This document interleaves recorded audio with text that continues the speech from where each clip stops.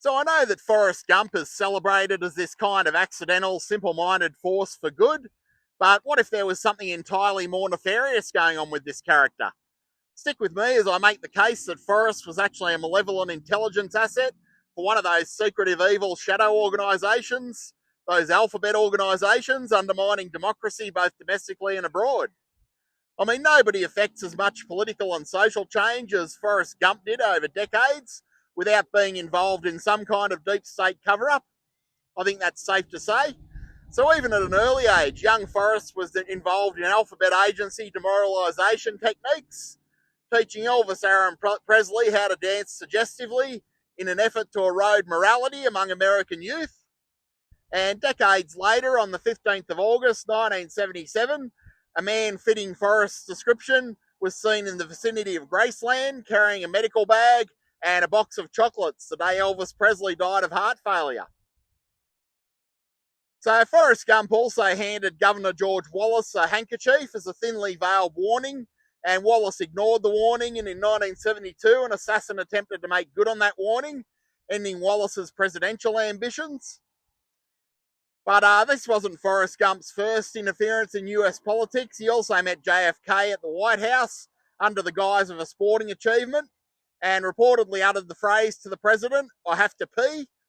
And this was the phrase that activated an elaborate assassination plot that remains unsolved to this day.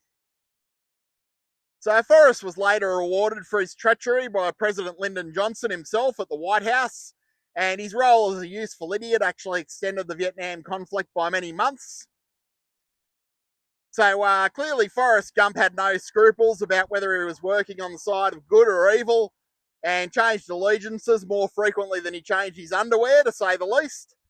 And he started out balls deep in the Watergate plot, but was quickly revealed as a double agent when he played dumb, and he blew the lid on the whole operation with a simple phone call, a very simple phone call.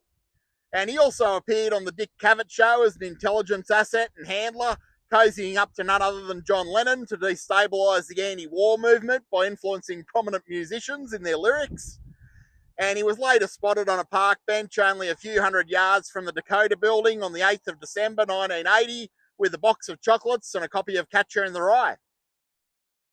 He was also spotted destabilising anti-war protests and gathering intelligence and blackmail information on none other than Abby Hoffman.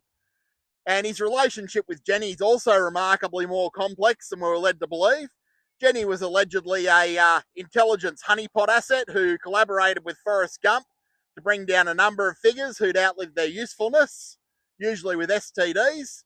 So yes, Jenny was a villain, but not in the way that you've been led to believe, and usually at the behest of master manipulator Forrest Gump. So the highly fictionalised biopic that misled millions of cinema goers since its release in 1994 is all false. The real story goes much deeper and darker. We've barely only scratched the surface with this unassuming villain. Little is known about his ping pong matches in China, for example, and his secretive meetings with Chairman Mao. Yet another example of his role as an intelligence asset with no allegiances and no real scruples. Forrest will work for anyone. And we haven't even dipped our toe in the water of Forrest Gump's frequent and suspicious interactions with J. Edgar Hoover, Dick Cheney, and Roy Cohn, which weren't shown in the movie. So I hope you're going to think a bit differently about Forrest Gump from this point on. He's not a nice guy by any means. He was anything but a accidental sympathetic agent of change. He was actually a nefarious agent of change, an agent provocateur, as it were, a construct of various clandestine international intelligence agencies, worse than Jeffrey Epstein. So what are your thoughts on Forrest Gump? Was he an accidental war hero, or was he a malevolent, intentional intelligence asset? Let us know your thoughts in the comments.